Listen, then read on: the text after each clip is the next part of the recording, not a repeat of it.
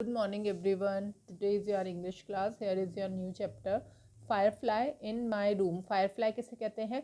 जुगनू को कहते हैं फायरफ्लाई, जो कि अंधेरे में जलने जैसा लगता है, मतलब ऐसा लगता है कि उनमें से लाइट्स आती है अंधेरे में। ठीक है, एक इंसेक्ट होते हैं ये। ठीक है, इन माई रूम, मेरे कमरे में। लास्ट नाइट एज आई ले sleepless.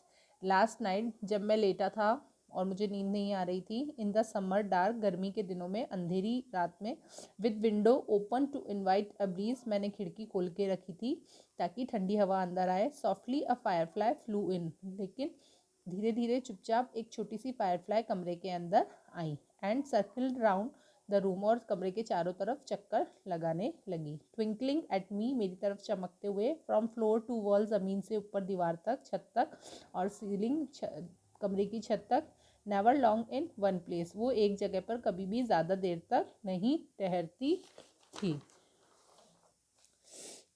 But lightning up the spaces, बल्कि इधर से उधर जाकर और सब जगह को चमका रही थी, मतलब लाइट फैला रही थी। A friendly presence dispelling the settled gloom of an unhappy day, उसकी जो प्रेजेंस थी, उसका उस कमरे में होना मुझे बहुत अच्छा लग रहा था, फ्रेंडली लग रहा था।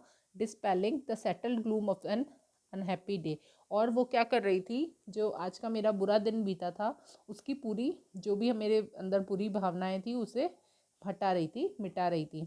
And after it had gone, और जब वो चली गई, I left the window open, तो भी मैंने खिड़की खोल के रखी, just in case it should return, ताकि हो सकता है वो वापस आए।